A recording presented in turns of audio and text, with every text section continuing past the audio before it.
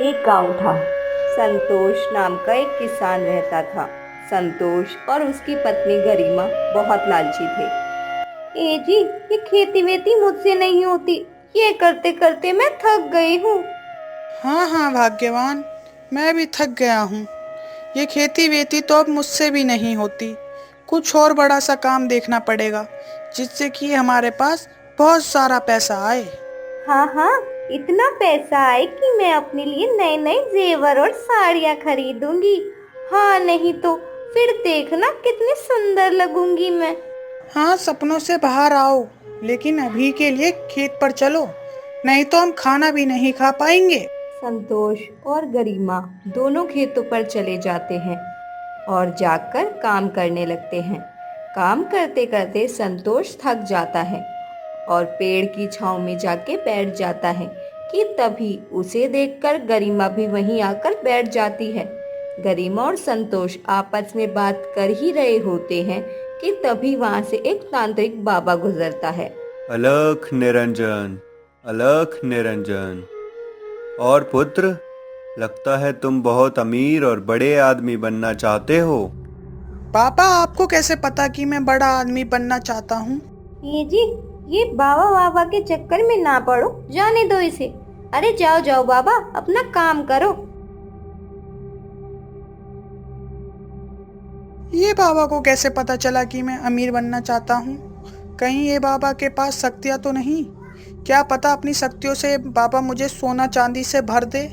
संतोष बाबा के पीछे पीछे चला जाता है और बाबा को रोककर बात करने की कोशिश करता है, लेकिन बाबा उसकी बात अनसुनी कर आगे बढ़ते चले जाते हैं और जाकर अपनी झोपड़ी में बैठ जाते हैं।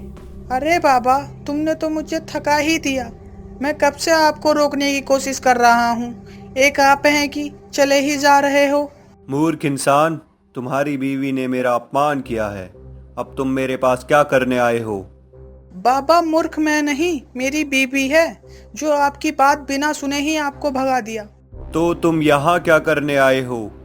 बाबा जी, मैं आपसे पूछने आया हूँ कि बताइए, मैं अमीर और बड़ा आदमी कैसे और कब बनूंगा? अरे पुत्र, ये मैं कैसे बता सकता हूँ? क्या बाबा, उस समय तो आपने बताया था कि मैं अमीर बनने की इच्छा रखता हूँ। ये आपको कैसे पता चला? मैं तो आपसे कभी मिला भी नहीं और ना मैंने आपको बताया। हाँ पुत्र। तो बाबा बताओ ना, मैं कब और कैसे एक बड़ा आदमी बन सकता हूँ?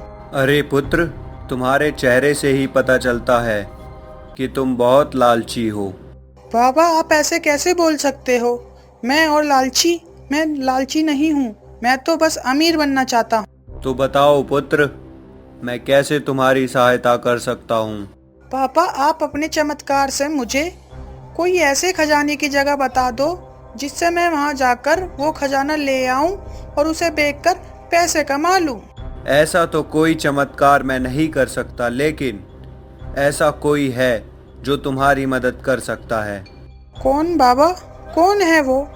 यहाँ से कुछ दूर शमशान के पीछे बहुत बड़ा और घना पेड़ है। उस पेड़ के पीछे चुड़ैल रहती है। हाँ, चुड़ैल। वो चुड़ैल सबकी मदद करती है। सच बाबा? वो चुड़ैल मेरी भी मदद करेगी ना? हाँ, लेकिन तुम्हें उस चुड़ैल से मिलने रात में ही जाना पड़ेगा। दिन के समय चुड़ैल वहां से गायब हो जाती है। बाबा, रात के अंधेरे में शमशान? नहीं नहीं, मैं नहीं जा सकता। अगर तुम्हें बहुत सारे पैसे चाहिए तो तुम्हें वहां जाना ही होगा, नहीं तो मैं तुम्हारी कोई मदद नहीं कर सकता। तुम जा सकते हो अब। ए जी, आप मुझे छोड़कर कहाँ चले गए थे? खेतों पर मुझे अकेले ही सारा काम करना पड़ा। मैं उस बाबा के पास गया था भाग्यवान। उस बाबा ने हमें अमीर होने का रास्ता दिखा दिया। क्या? कौन है वो जो हमें इतना सारा पैसा देगा? संतोष गरिमा को सब कुछ बता देता है और गरिमा भी ये सब कुछ जानकर खुश हो जाती है। संतोष और गरिमा दोनों सुबह होने का इंतजार करते हैं और रात होते ही संतोष शमशान से गुजरता हुआ उस पेड़ के पास पहुंच जाता है।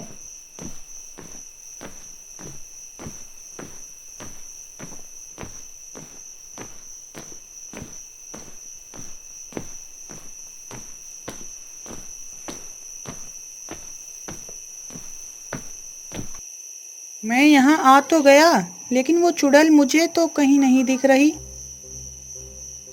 आओ संतोष, आओ। मुझे पता था तुम जरूर आओगे एक दिन। चुड़ैल जी, आप मुझे कहीं दिख क्यों नहीं रही? क्या दिखी अब मैं तुम्हें? तुमने इतना समय क्यों लगा दिया यहाँ आने में? वो चुड़ैल जी, मुझे बहुत सारा पैसा चाहिए जिससे मैं अपने गांव का अमीर आदमी बन जाऊं। हाँ हाँ, क्यों नहीं। मैं तुम्हें बहुत सारा पैसा जरूर दूंगी। क्या सच लाओ तो दो जल्दी से। वो क्या है ना, बहुत रात हो गई है और पैसा रात में लेके जाऊंगा तो चोर डाकू कहीं मुझ पर हमला ना कर दें। तो फिक्र मत करो, तुम्हारे घर पर रुपए पहुंच चुके होंगे। लेकिन मेरी एक शर्त है, मैं तभी तुम्हारी इच्छा पूरी करूंगी जब तुम मेरी इच्छा पूरी करोगे। तुम्हारी इच्छा? तुम्हारी क्या इच्छा हो सकती है? तुम तो एक चुड़ैल हो। मेरी इच्छा है कि जब तुम्हारी इच्छा पूरी हो जाए तब तुम मुझे अपना खून एक कटोरी में लाकर दोगे, जिसे पी के मैं अपनी प्यास बुझाऊंगी। क्या? मेरा खून? मुझ में तो खून ही नहीं है।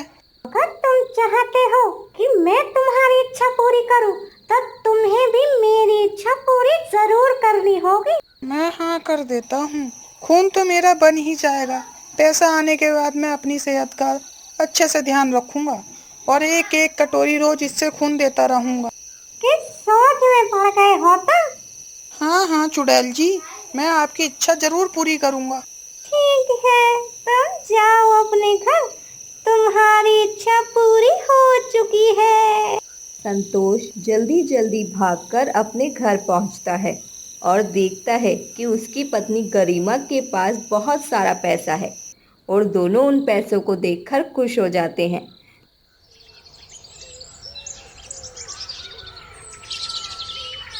दिन बीतने लगते हैं। चुड़ैल रोज संतोष के खून का इंतजार करती है, लेकिन संतोष उसे खून देने नहीं जाता। चुड़ैल को गुस्सा आ जाता है। तभी संतोष के मन में एक इच्छा और आती है। मेरी पैसों की इच्छा तो चुड़ैल ने पूरी कर दी, तो क्यों ना एक राजमहल जैसा घर मांग लूं उससे, जिससे मुझे एक बड़ा घर भी मिल जाएगा और मेरे पैसे भी कम नहीं होंगे। हाँ जी, आप बिल्कुल सही बोल रहे हो। मुझे भी लेकर चलिए ना उसके पास। मैं भी उस चुड़ैल से सोने के गहने मांगूंगी। अरे भाग्यवान, रुको जरा, अब देखो गहने ही गहने। चुड़ैल जी, मेरी एक और इच्छा पूरी कर दो। तो फिर आ गया? मुझे पता था तू आएगा जरूर। मैंने तुझे बोला था, तूने मेरी इच्छा पूरी नहीं की। अरे चुड़ैल जी, माफ कर दीजिए, गुस्सा मत होइए। आप मेरी इच्छा पूरी कीजिए, मैं आपको रोज अपना खून दे के जाऊंगा। नहीं, बिल्कुल नहीं। तूने मुझे निराश किया है। अब तुझे पहले अपना खून मुझे देना होगा, तभी तुम्हारी इच्छा पूरी होगी। मैं इसे अभी ही खून दे देता हूँ। खून तो दोबारा बन जाएगा। कम से कम खून के बदले नया बड़ा घर तो मिल जाएगा। जल्दी बोलो, क्या फैसला है तुम्हारा? अरे चुड़ैल जी, मैं आपको खून पिलाने के लिए तैयार हूँ, लाओ। संतोष अपने हाथ पर खंजर से वार करता है और उसका खून बहने लगा। चुड़ैल ने उसके खून से अपनी प्यास बुझाई, लेकिन संतोष का खून नहीं रुका। संतोष ने गलती से अपनी हाथ की नस काट दी, जिसके कारण खून नहीं रुक पाया और संतोष की मृत्यु हो गई। ये देख चुड़ैल जोर जोर से हंसने लगी। इसलिए कहते हैं, लालच कभी नहीं करना चाहिए। लालच में किया गया हर काम हमेशा गलत ही होता है।